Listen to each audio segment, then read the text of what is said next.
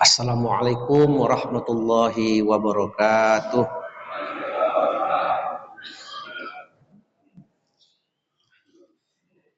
Bismillahi walhamdulillah. Wassalatu wassalamu ala rasulillah. Nabina wa habibina wa maulana Muhammadin sallallahu alaihi wasallam. Wa man tabi'ahum bi ihsanin ila yaumiddin. Asyhadu an la ilaha illallah wahdahu la syarikalah. Syahadatan tunji man qailaha minan nar wa asyhadu anna Muhammadan abduhu wa rasuluh an-nabiyul mukhtar amma ba'du. Bapak-bapak, ibu-ibu, kaum muslimin, jemaah salat subuh yang dimuliakan Allah, mari kita awali majelis ilmu ini dengan membaca basmalah. Bismillahirrahmanirrahim. Pada hari ini tanggal 25 April adalah tatap muka pertama kita tahun ini 2026. Tetapi sedikit ada perubahan waktu, digeser ke Sabtu keempat setiap bulan, yang dulu Sabtu kedua. Ya. Mudah-mudahan tahun ini bisa berjalan dengan baik, dan mudah-mudahan bapak-bapak, ibu-ibu selalu sehat walafiat dan bisa mengikuti pengajian ini dengan baik. Bapak ibu sekalian, biasanya ceramah itu dasarnya kalau tidak Al-Quran, hadis. Karena dua ini disebut dengan masadirul ahkam, sumber hukum dalam Islam. Khusus untuk subuh ini kita akan dasarkan tausiah kita melalui surah Al-Hujurat ayat 12. Di beberapa tempat pengajian di tatap muka pertama ayat ini saya sampaikan. Kita baca ayatnya. A'udzubillahi minasyaitonirrajim. Bismillahirrahmanirrahim. Ya ayyuhallazina amanu jtanibu katsiran minazzan. Inna ba'dadh-dhanni ismun. Wa la tajassasu wa la yaghtab ba'dukum ba'dha. Ayuhibbu ahadukum ayyakula lahma akhi maitan fakarihtumu wattaqullah innallaha tawwabur rahim. Terjemahan ayat, wahai orang-orang yang beriman, jauhi banyak dari prasangka, jauhilah banyak dari berprasangka. Katsiran minazzan, banyak berprasangka. Sesungguhnya sebahagian prasangka itu dosa. Ismun, dosa. Dan janganlah kamu mencari-cari kesalahan orang. Wala tajassasu, jangan mencari-cari kesalahan orang. Ya. Dan janganlah ada di antara kamu yang suka, ya, dan janganlah ada di antara kamu yang menggunjing sebahagian yang lain. Jadi jangan berprasangka, jangan mencari-cari kesalahan orang. Kalau ada Al-Quran mengatakan jangan mencari-cari kesalahan, berarti banyak orang-orang mukmin ini mencari-cari kesalahan orang. Dia yang aktif. Ya. Kita ini semuanya, Pak, termasuk saya, kalau dicari-cari ketemu enggak salah orang nih. Nama saja dicari-cari ya. Namanya saja dicari-cari. Tidak dari sisi jabatan, dari sisi keluarga. Tidak dari sisi keluarga, dari sisi anak. Tidak dari sisi anak, dari sisi istri. Tidak dari sisi istri, kebiasaan hari-hari dicari-cari. Ketemu nih. Ya. Ada tidak orang yang suka mencari-cari kesalahan orang? Ada, Bu.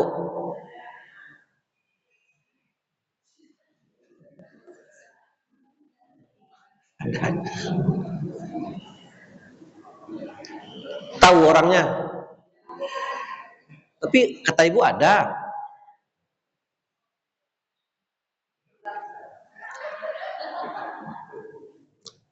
Mungkin ini orang yang suka mencari kesalahan orang yang mencari kesalahan orang. Ya.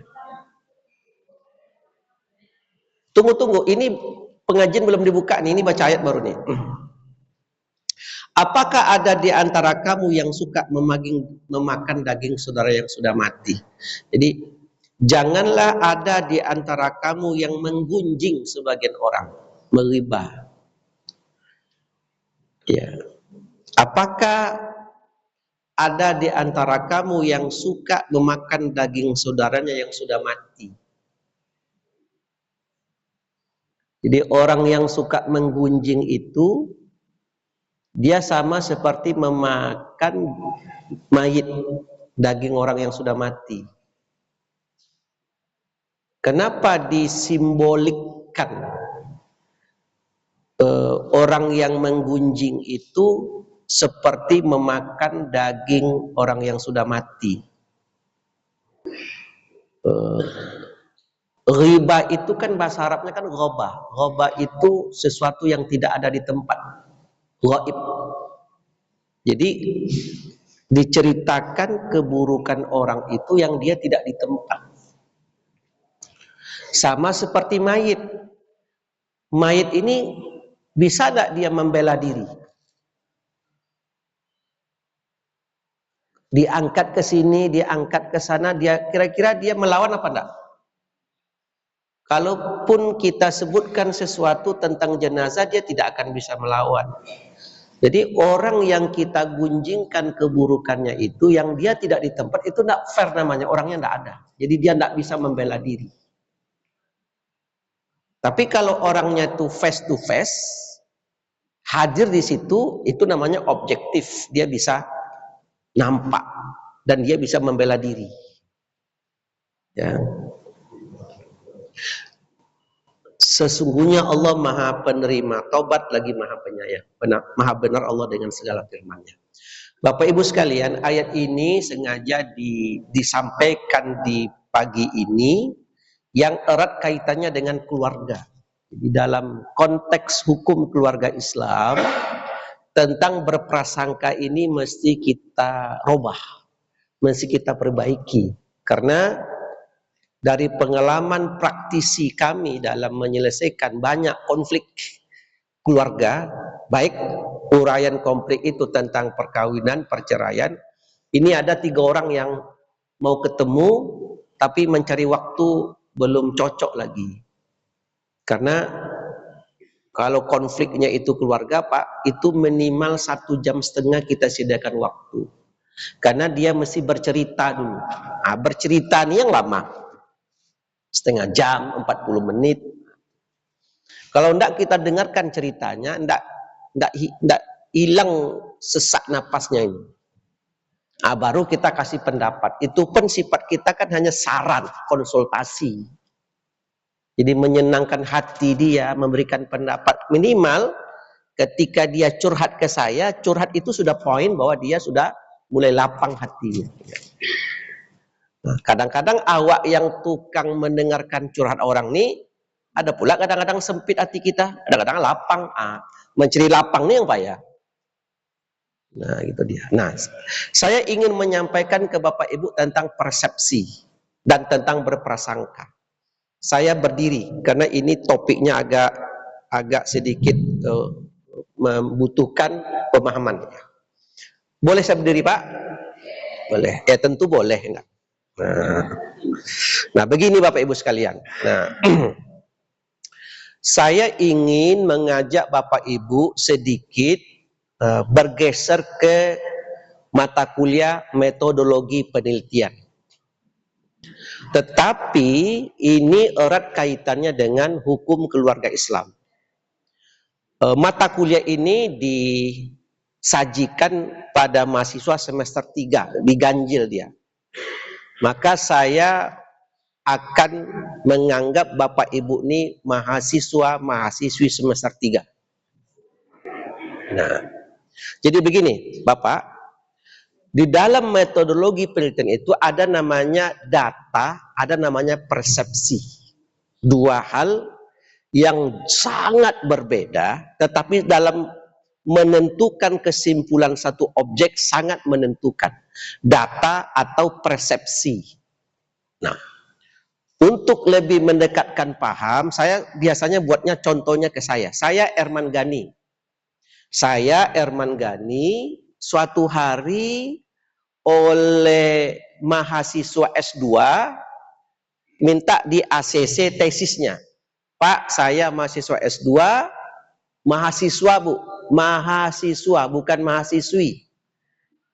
Nah, kan ibu ini cepat pula pandangannya, nggak enak pandangannya ini mahasiswa. Kenapa saya sebut mahasiswa tidak mahasiswi? Karena istri saya ikut di sini, itu masalahnya. Jadi supaya aman perkara ini nanti ini ya. Supaya aman, ya kan? Nah, tesis atau skripsi? Tesis Pak, saya di S2. Apakah Bapak ke kampus hari ini? Saya jawab tidak, saya tidak ke kampus. Kalau kamu mau silakan datang ke rumah saya. Maaf Pak, saya dari Kepulauan Riau. Tak tahu Pekanbaru dan tak tahu rumah Bapak. Bisa Sherlock Pak, kemudian saya Sherlock lah. Ya, Sherlock. Datang ke rumah jam 5 sore kata saya. Karena kalau sudah jam 6, saya nanti ke masjid. Datanglah dia jam 5 lewat seperempat. Nah, karena sekarang musim hujan, jam 4.30 selesai asar, saya pun membersihkan parit samping rumah. Saya pakai topi guru, pakai baju kaos lengan panjang karena banyak nyamuk. Kemudian saya pakai celana jeans robek-robek supaya agak tebal. Saya pakai sepatu bot. Saya pun kerja santai ya, membersihkan. Nah, jam 5 lewat 5 datanglah mahasiswa nih. Assalamualaikum Pak, saya yang minta tanda tangan. Oh ya, tunggu. Saya naik ke atas, saya cuci tangan, saya periksa, maaf ya, kamu tidak saya bawa masuk ke rumah, di sini saja lah ya, di atas sepeda motornya, di atas jok. Mana penamu? Saya periksa, sudah tanda tangan dosennya lain, sudah Pak. Ya, mana? Sini. Saya tanda tangan, coba cek dulu, ada yang tertinggal. Coba cek. Oh ada lagi satu Pak. Nanti mahasiswa kadang-kadang sembrono Pak. Lah sudah Pak, datang balik. Apa juga lagi? Tinggal satu Pak. Itu biasa itu. Maksudnya anak-anak baru tumbuh ini kan itu yang kita ajarkan. Mahasiswa ini Pak, kalau kita janjikan datang di mana, di titik mana, yang penting mereka dijanjikan. WA-nya dibalas. Walaupun kita janjikan di kelok 9, datang dia tuh. Nah, tanda tangan saya ini begitu selesai akan sampai ke kampungnya tuh. Sama seperti Bapak Ibu punya anak mahasiswa, telepon. Ya, sudah dapat tanda tangan dosen semuanya. Senang hati kita. Saya berpikiran jauh ke sana. Dapat selesailah. Ya, begitu selesai, saya lanjut kerja sedikit. Dia pun balik ke kampus. Bertemu sama kawan-kawannya. Ketika dia bertemu sama kawan-kawannya, dia pun bercerita. Alhamdulillah, saya sudah dapat tanda tangan Pak Erman. Di mana kamu dapatkan? Di rumah. Nah, dia pun bercerita dengan kawan-kawannya bahwa Pak Erman itu sekarang hidupnya susah. Ya kan? Bahwa Pak Erman sekarang hidupnya susah. Karena dia menengok saya pakai baju kaos lusuh, pakai celana jeans robek-robek, pakai sepatu bot, membersihkan parit. Bahwa saya pakai baju lusuh dan membersihkan parit itu data. Bahwa dia mengatakan ke kawan-kawannya Pak Herman itu hidupnya miskin, itu persepsi dia. Nah, paham Bapak Ibu nih ya? Itu persepsi dia. Padahal dia tidak tahu saya Herman Gani ini berkokok ayam pagi, terbit matahari 20 juta masuk rekening saya. Contoh PRW, contoh. Kita yang PNS ini paling-paling 200.000. Potong koperasi kampus dah. Nah, saya ingin mengajak Bapak Ibu, mana yang data, mana yang persepsi. Data itu sifatnya objektif, dia bisa diverifikasi dan dia tidak akan bergerak. Itu namanya data. Dia netral saja. Tapi akan seperti apa data ini tergantung subjektif orang yang melihat data. Itu persepsi namanya.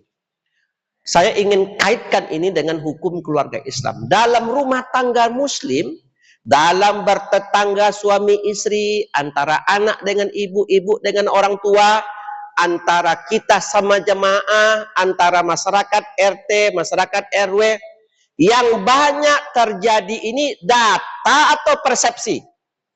Persepsi itulah yang banyak.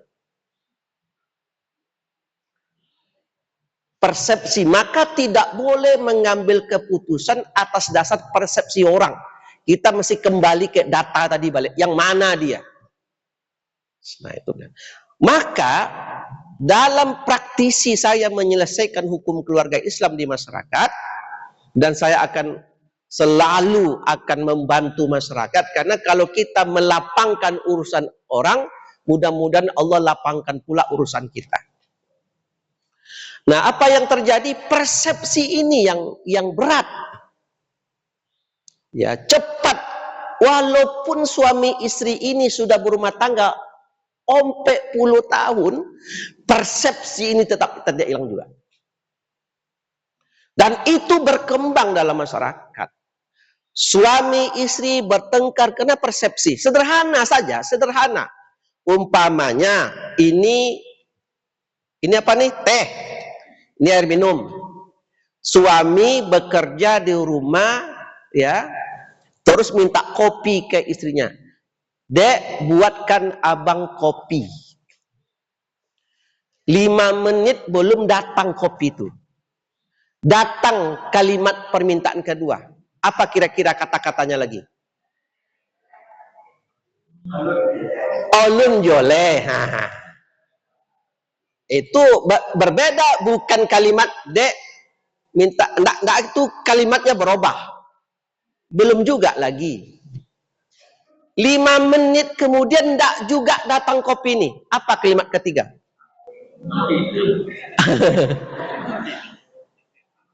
Dibuat apa enggak? Kan begitu. Bapak Ibu, kalau tentang bagaimana berumah tangga, sama kita nih semuanya. Enggak saya, enggak ustadz jamaah, sama semua kita nih. Cuman mana yang lebih bisa menguasai diri. Datanglah kopi tadi Pak. Begitu kopi itu datang, langsung diletakkan dengan kasar. Nih kopinya. Langsung si istri masuk kamar tidur. Apa kira-kira persepsi Bapak tentang data kopi lambat datang dan diletakkan dengan kasar? Apa yang ada di pikiran Bapak? Saya tanya Bapak-bapak, Ibu-ibu diam.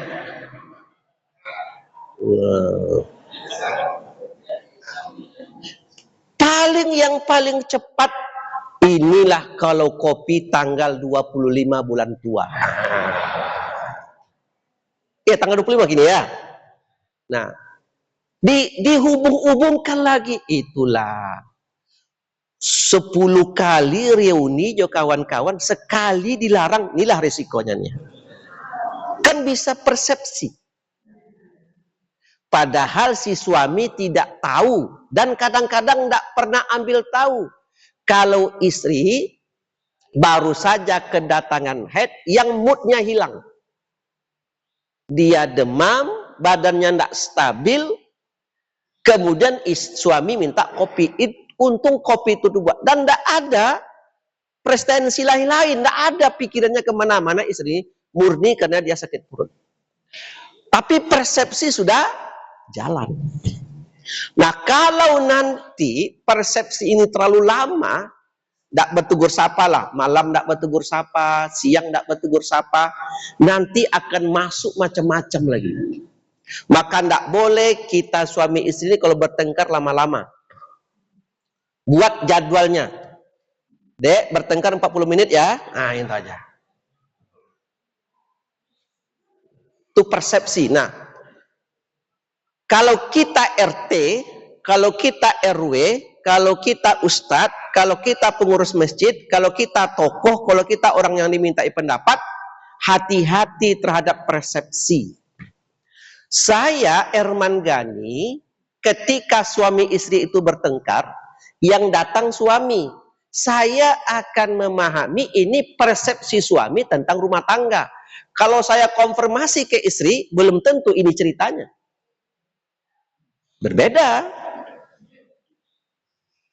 Maka saya suka kalau ada suami istri bertengkar, dua-duanya mesti datang untuk saling ngecek betul enggak macam itu. Nah, suatu hari ada si suami mengatakan bahwa istrinya itu suka chatting dengan laki-laki lain dan senyum-senyum sendiri. Dan ini suami baru pandai pakai handphone tuh sekitar 2 tahun terakhir. Istri ini karena jarak umurnya lebih jauh, maka dia pandai IT dia. Dan sering si istri ini senyum-senyum, kemudian chatting sendiri. Dikatakan istrinya selingkuh. Ada di hadapan saya. Coba Bapak, apa yang jadi masalah Bapak tentang istri? Nih istrinya ada sekarang nih. Coba sebutkan. Itu disebutnya bahwa dia melihat istrinya chatting lama dan suka senyum-senyum sendiri. Ibu coba jawab. Betul apakah tidak? Enggak Ustadz. Kenapa ibu chatting lama-lama?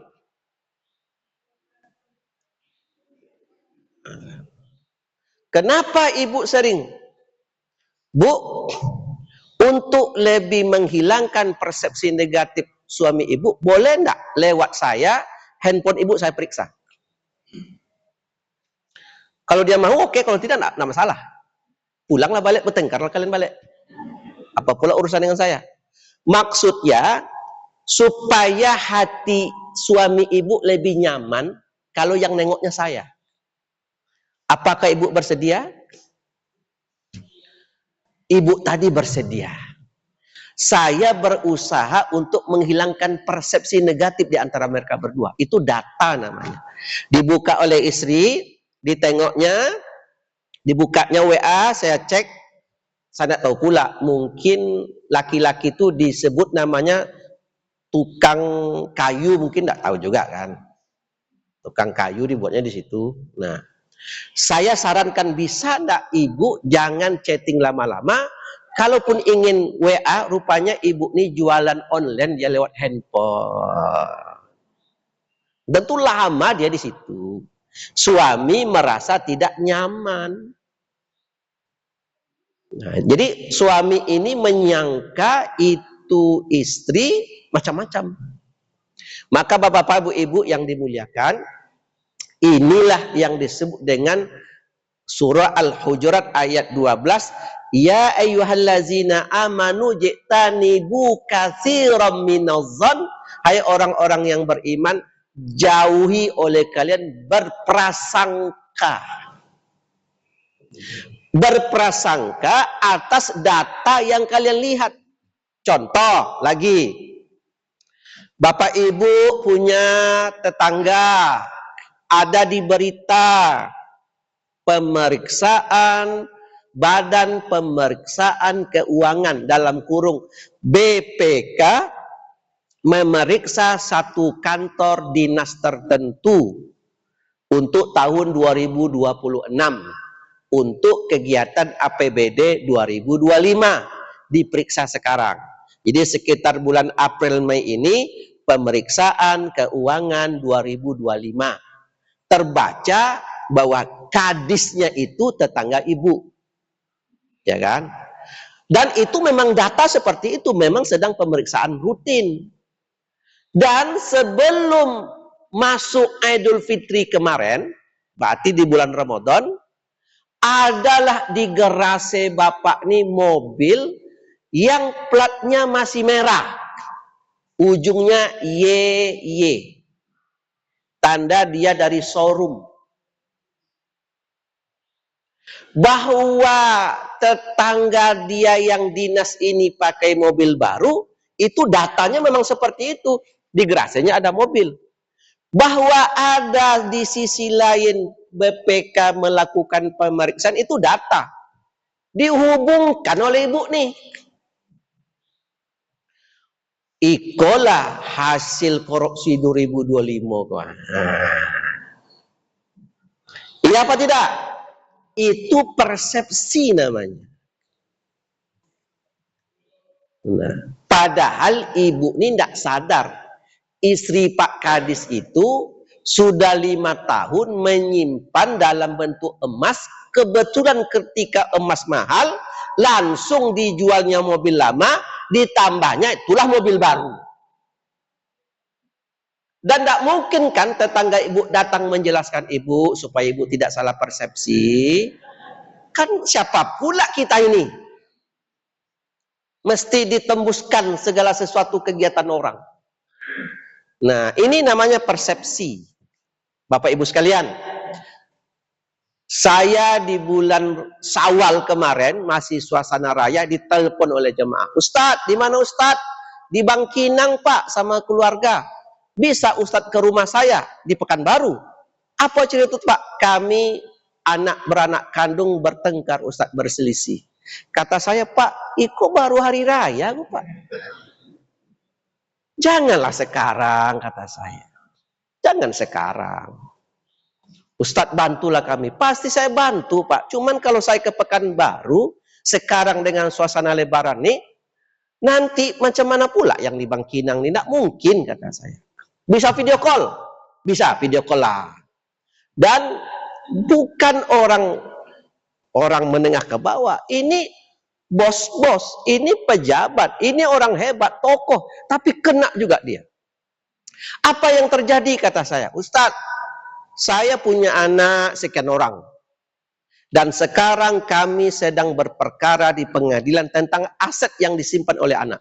Jadi bapak kandung berperkara di pengadilan agama, sudah 3 kali sidang dengan anak kandung. Ya Allah Pak. Terus apa yang jadi masalahnya? Anak kandung saya ini ketika di pengadilan, berkamu-kamu dia ke ayahnya. Apalagi kamu datang ke sini, apa yang tidak membuat kamu senang? Saya kemudian ingin merasakan beban bapak ini. Pak, kok bisa seperti itu? Di mana kesalahan? Anaknya sekolah di mana? Pak, anak menantu masing-masing S2 dengan S3. Bukan anak menantu ecek-ecek. Kenapa pendidikannya tidak inheren, tidak selaras dengan pola berpikir tentang orang tua? Apa yang terjadi? Pak, pasti ada sesuatu. Ceritakanlah dengan saya. Ustadz, istri saya menikah istri saya wafat 2 tahun yang lalu. Terus 1 tahun kemudian saya beristri baru. Beberapa hari kemudian ketemu lagi dengan itu bapak. Mana istri yang bapak sebut itu? Datang dia. Memang cantik istrinya.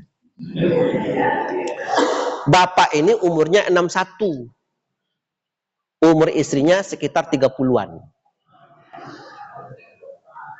Dengar dulu. Terserah dialah. Ada surat nikah, sah dia. Sah, ada surat nikah. Ya kan sah, itu urusan. Nah, kemudian duduk, ya, pas berarti ini tatap muka pertamanya via telepon, tatap muka keduanya via langsung ketemu. Saya pegang tangannya. Kenapa sampai ini betul Pak? Kata saya. Apa yang terjadi? Itulah Ustadz. Saya punya sawit sekian, punya BPKB, punya rumah segala macam disimpan oleh anak saya. Ya, cucu dijauhkan dari saya. Saya pegang tangannya. Apa yang terjadi? Pasti bukan karena aset. Ternyata anak-anak tidak setuju ayahnya menikah dengan yang kedua ini. Nah, apa yang terjadi? Ada istri ibu sekarang tahu posisi, tahu Ustadz. Saya pun memahami sekarang. Menurut bapak ibu, apa yang terjadi di pikiran anak sekarang? Bahwa umur ayah 61, ayah ini banyak asetnya, dia punya istri baru, masih gadis. Kira-kira apa persepsi anak tentang ayahnya? Ayo, bantu saya. Apa? Nah, inilah yang bahayanya. Kan persepsi anak bahwa nanti aset ayah akan Memang istri baru seperti itu ya?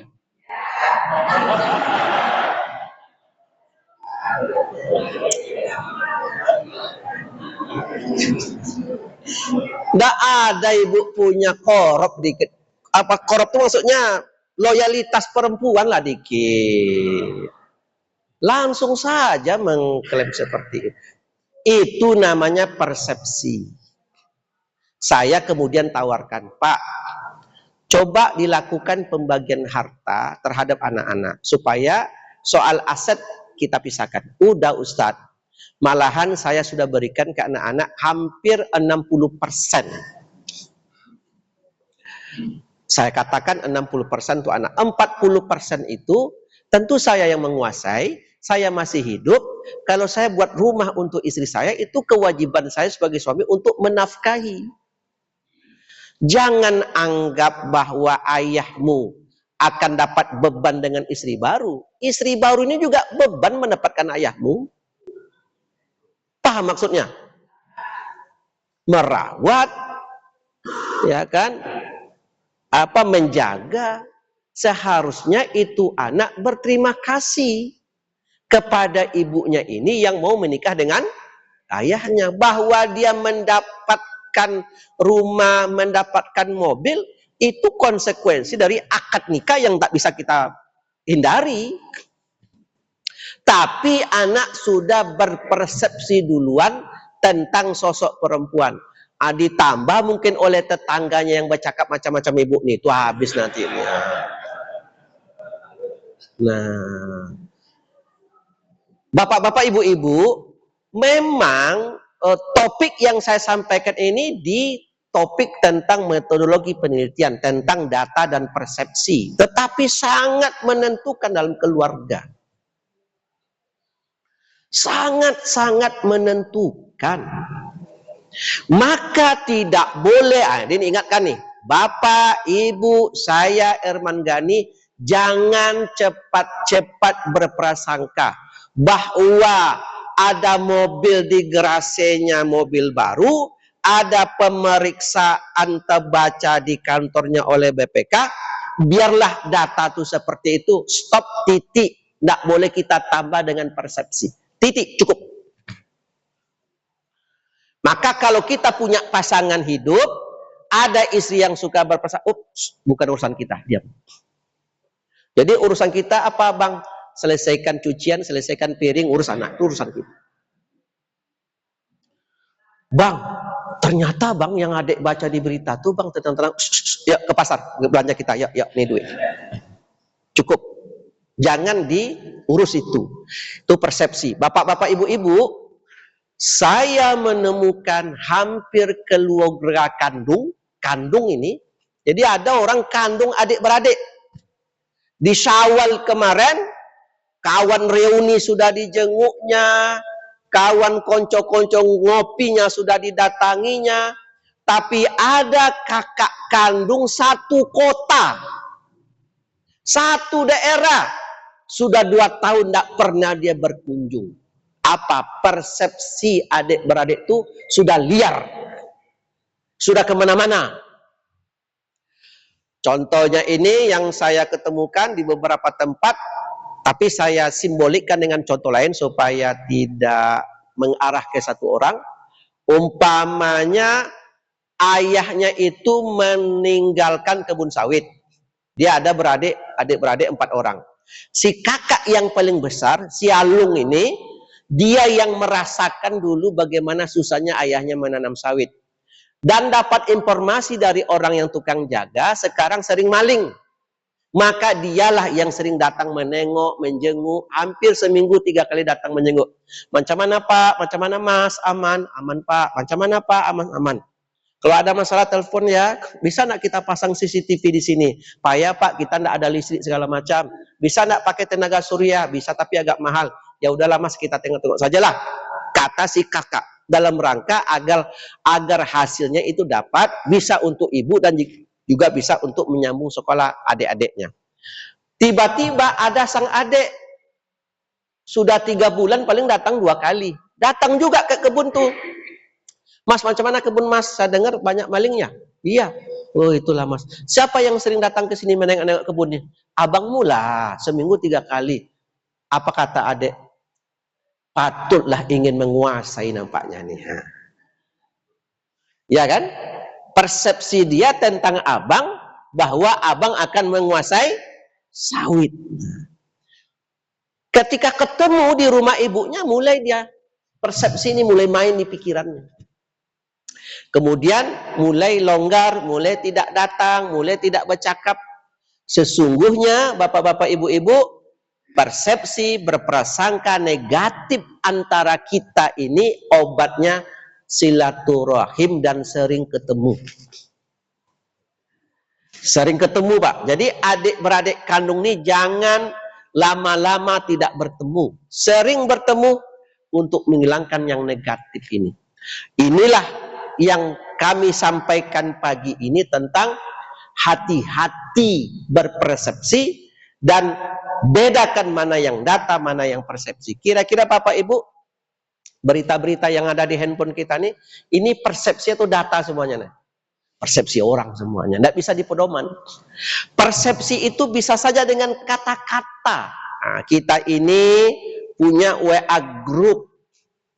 Di WA group itu kata-kata yang diketik orang, tidak boleh kita buat prasangka. Saya dengan Bapak nih, maaf siapa nama Bapak? Hah? Maradam. Saya dengan Pak Maradam ini satu kantor. Contoh, di kantor kami konflik berdua. Tetapi begitu kami di kantor agak berselisih, agak tajamlah perselisihannya, ya. Saya berharap jabatan itu saya yang mendapatkan. Tiba-tiba didapatkan oleh Pak Maradam. Saya agak bermasalah sedikit.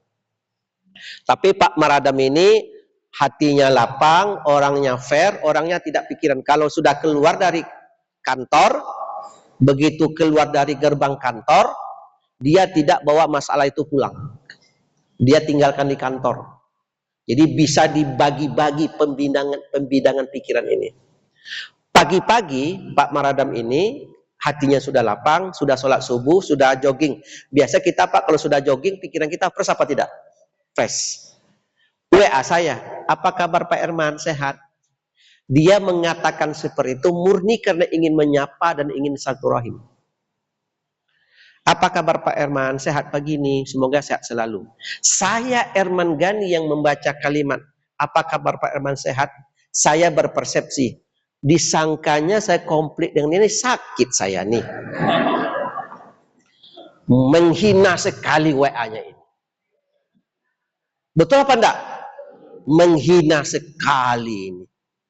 Disangkanya saya sudah jatuh betul. Dan mengatakan sehat maksudnya adalah, sehat Bapak, ini sindiran dan penghinaan luar biasa. Padahal Pak Maradam jauh dari itu. Itu namanya persepsi. Kata-kata itu bisa dipersepsikan macam-macam. Bapak-bapak, ibu-ibu, kita suatu hari pergi ke pantai. Pas di pantai, pas kita duduk-duduk, hanyutlah sebuah botol. Hanyut, hanyut, hanyut, hanyut, hanyut, hanyut. Dalam botol ini, ternyata ada satu buah kertas. Ada kertas dalamnya, ambil. Begitu dia ambil kertas ini, dibuka, ada tulisan, bagus ya, seperti itu terus. Itu aja kalimatnya, tapi dalam botol Pak, bagus ya, seperti itu terus. Kita yang di tepi pantai ketika membaca sebuah kertas, bagus ya, seperti itu terus, apa yang terjadi? Apa maksud kalimat ini? Bahwa kalimat itu data. Tapi apa maksudnya? Persepsi. Ada satu kawan mengatakan, ini seorang guru yang memuji muridnya karena nilainya bagus. Ketika diperiksa dapat 100, kamu ke sini, bagus ya, seperti itu terus. Betul apa tidak?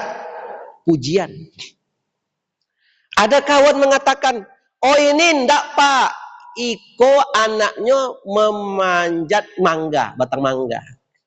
Nampak oleh omaknya dari bawah, bagus ya, seperti itu terus. Itu memuji apa marah? Marah. Beda enggak persepsinya itu? Beda.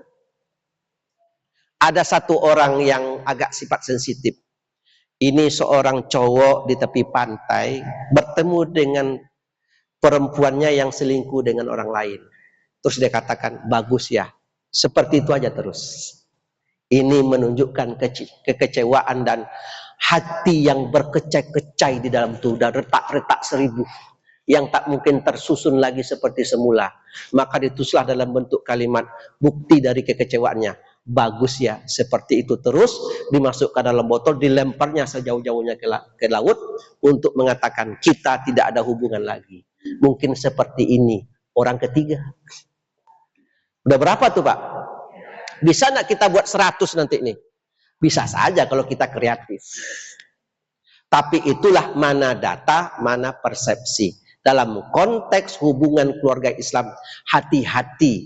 Rumah tangga, suami istri, bahkan Bapak Ibu, kita yang sudah berumur 40-30 tahun serumah, yang sudah tahu sifat masing-masing, ini juga sering terjadi. Demikian pengantar dari saya di tatap muka pertama. Mungkin kita bukalah tanya jawab kalau memang ada yang perlu kita diskusikan tentang bagaimana merajut, membangun, menjaga rumah tangga dari berprasangka yang negatif ini. Demikian, kita persilakan kalau ada pertanyaan. Silakan. Silakan. Ini ada Pak, silakan Pak.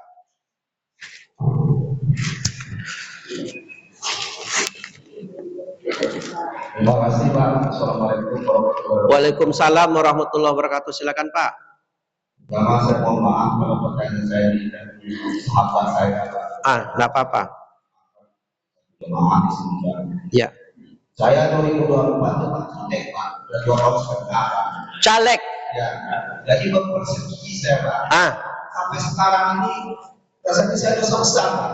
Ya. Setelah saya sholat, ketemu terus ini Pak. Bapak contohkan tadi Pak. Pak mengatakan orangnya baik. Suara saya kok bisa hilang gitu kan. Jadi saya nanya kayak apa dia baik Pak. Ya. Pulau tahun setengah Pak. Saya enggak ego, saya minta maaf Pak. Nah dengan posisi ceramah Bapak ini, saya minta maaf dulu Pak, karena ya saya bertahun-tahun Pak. Sedang mau berapa? Saya orangnya terbuka. Sholat ada pemerataan saya dari musuh. Akan saya minta maaf karena tidak bisa ini harus salah. Akhirnya saya mau kenapa? Kalau saya bersepsi dengan kata-kata lain itu banyak yang bisa. Ya. Sudah jangan saya Pak. Terima kasih ya Pak, saya mohon maaf. Dan saya tidak sampai hati. Nah, yang dosanya dosa saya Pak. Sebentar. Bukan suara Bapak yang hilang. Suara orang lebih banyak dari Bapak, itu aja. Iya. Karena pendakian jadi Pak Pira sudah mengkondisikan 100 lebih Pak, pesan sate sama saya udah sedih Pak. Saya dengar Pak. ada data dan bisa saya tanya. Iya. Ada hoax itu ada segala macam, tetapi saya berpersepsi sendiri, Pak. Ya, betul itu. Yang besar. Ini ada wadahnya, Pak. Kalau menurut saya enggak senang ada wadahnya. Tapi saya berpersepsi sendiri, Pak. Dan misalnya orang Berarti dengan adanya ceramah ini semuanya selesai. Mantap tuh, mantap. Berarti sukses ceramah pagi ini ya itu ya. Silakan yang lain, tidak perlu ditanggapin, Mas Martin. Silakan yang lain. Nah, ibu-ibu yang suka berpersepsi ke suami, coba bertanya lah. Nah, kalau tidak ada saya tambah lagi satu topik, ya, poinnya lagi. Ya, tidak apa-apa, bagus bapak itu.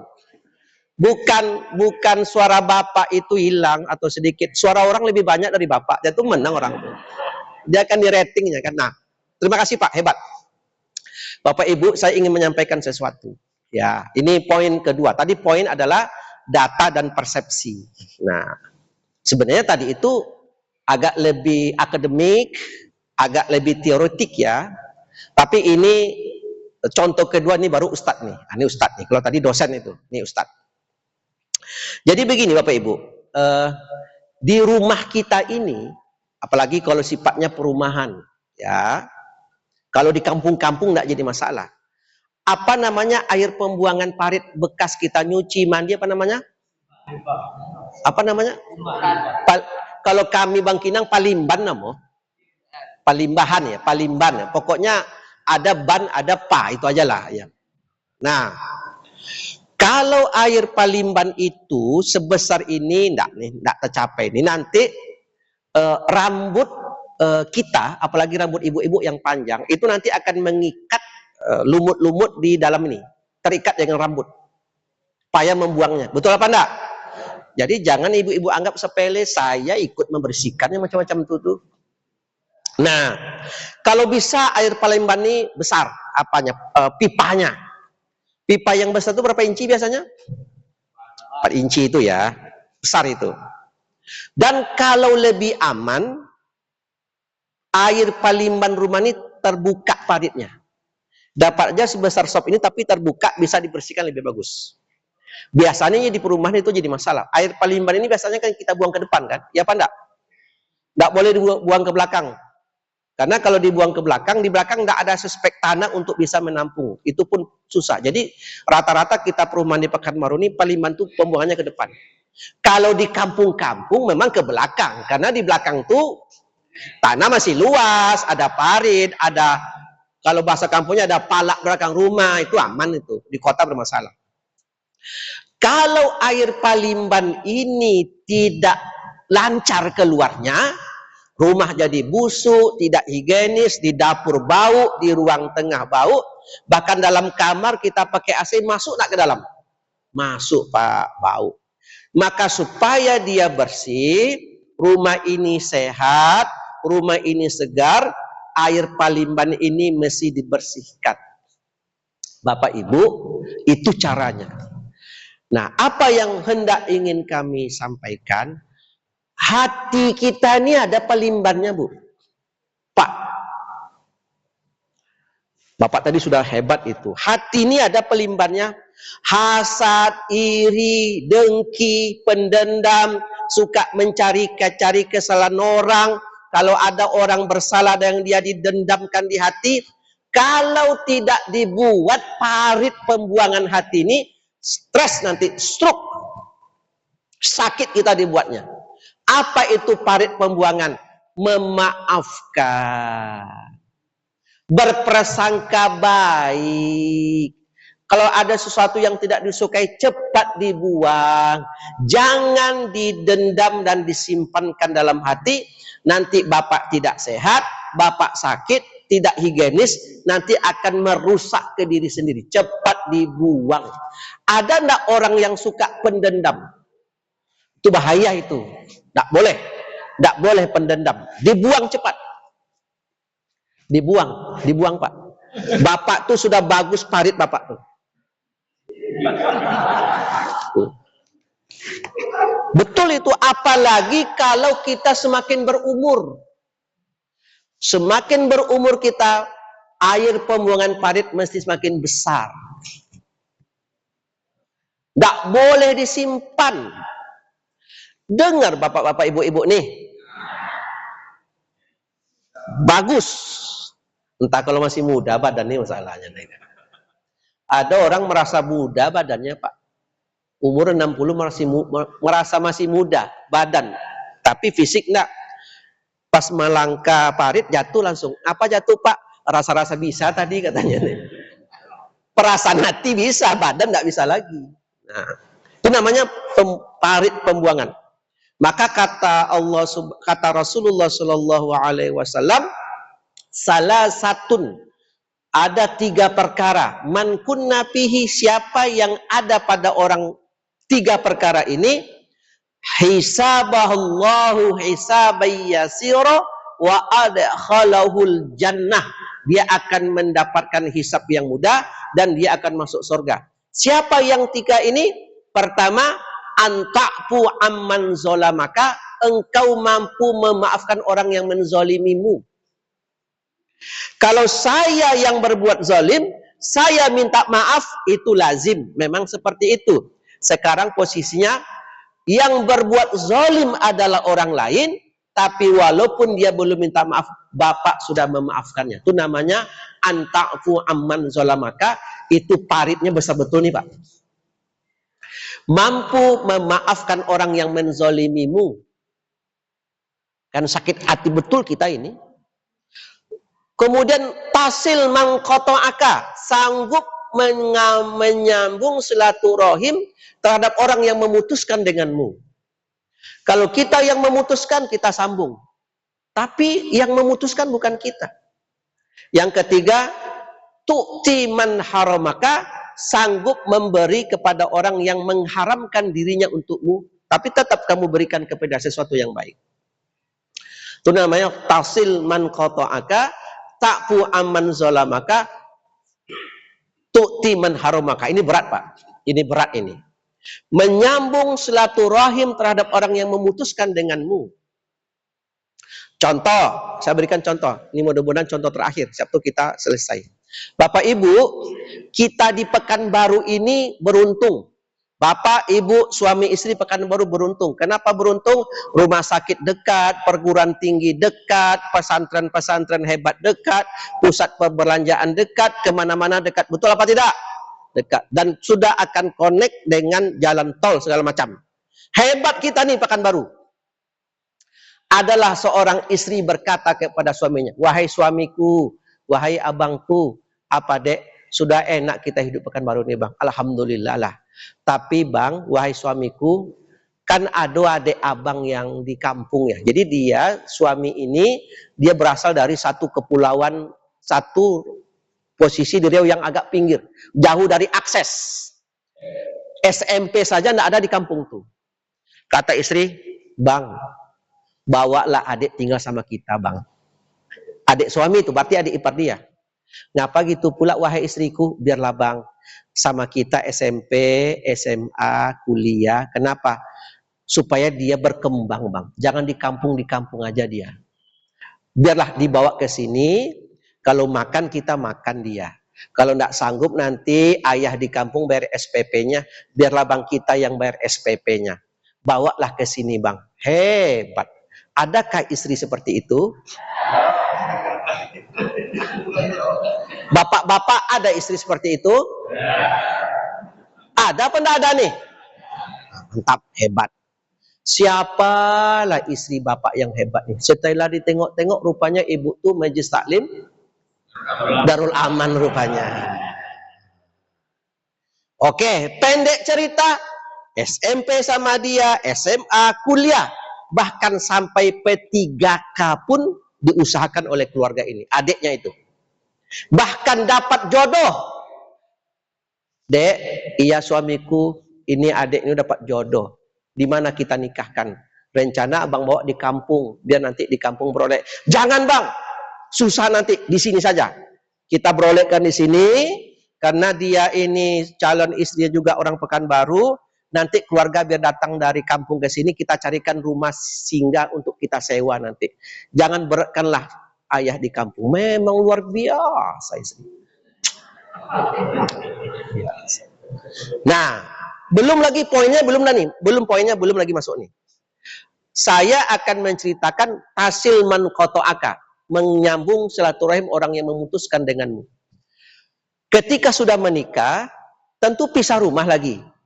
6 bulan, 8 bulan, setahun kemudian,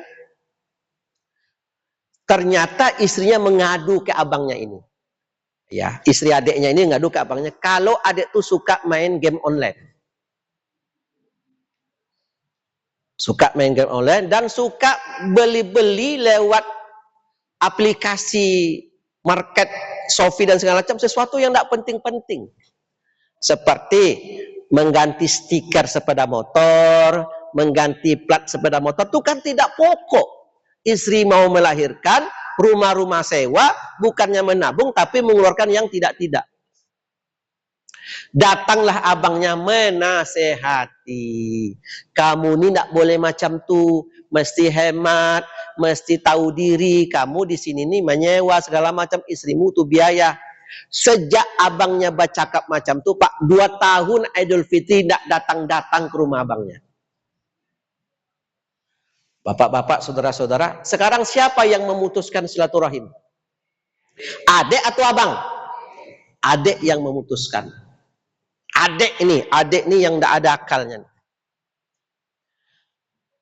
Apa kata sang istri ke suami? Bang, ayolah kita ke rumah adik, bang, kita tengok dia. Nah, kalau mengikuti model kita orang kampung, saya abang nih, dia adik, saya pula yang datang ke rumahnya, tidak ada. Betul tidak kita macam tuh? Kata si abangnya, kita yang bawa ke Pekanbaru, SMP, SMA memperolehkan, dinasihati macam tuh dia. Ini tidak benar dia. Biar aja lah dia hidup sendiri seperti itu. Tidak datang ke rumah kita, terserahlah. Yang butuh tuh dia, bukan kita. Apa kata sang istri? Wahai suamiku, ada 3 perkara. Kalau 3 perkara ini ada sama kita, masuk surga kita, wahai suamiku. Menyambung silaturahim kepada orang yang memutuskan denganmu. Kitalah yang datang. Abang ingin masuk surga apa tidak? Ya tentu iya. Sholat abang tidak betul-betul saya tengok. Puasa abang banyak bolong-bolong. Ini cara masuk surga nih bang. Akhirnya lembutlah hati abangnya tuh. Memang istri luar biasa. Setelah ditengok-tengok siapa istrinya nih, ternyata jemaah Masjid Darul Aman. Alhamdulillah, itu idealnya. Tapi apakah prakteknya seperti itu? Kata si istri ke suaminya, apa kira-kira kata istri ke suaminya? Memang parah deh abang nih katanya. Kira-kira yang nomor 2 nih banyak nak istri macam tuh? Memang adik abang nih tahu terima kasih. Kalau abang ingin pergi ke rumah adik abang, terserah abang. Kalau saya tidak datang, saya terserah dia aja lah. Bapak-bapak, ibu-ibu, apa nih? Keluar main ya? Nah, jadi bapak-bapak, ibu-ibu, saya ini sebenarnya mentor, memberikan motivasi. Jadi saya berikan motivasi ke bapak-bapak, ibu-ibu, ayo, mana yang data, mana yang persepsi. Kalau sudah berpersepsi, stop. Maka nanti Pak RT, Pak RW, kalau ada orang melapor, tapi bentuknya persepsi, jangan terima dulu. Mana yang data. Dan kalau kita hidup bermasyarakat, mesti 3. Pertama, objektif. Kedua, transparan. Ketiga, siap dikritik. Itu namanya orang yang berbasis data. Itu poin pertama. Poin kedua, hati-hati. Jangan simpan palimbahan itu dalam hati, cepat dibuang. Besarkan parit pembuangannya agar hidup kita ini sehat, hidup kita ini segar, higienis, dan ketemu sama orang kita enak. Jadi kita tidak memberikan orang ini merek. Demikian Bapak Ibu, kita tutup dengan doa kafaratul majelis. Subhanakallahumma wa bihamdik Asyhadu an la ilaha illa anta astaghfiruka wa atubu ilaik. Wassalamualaikum warahmatullahi wabarakatuh. Waalaikumsalam warahmatullahi wabarakatuh.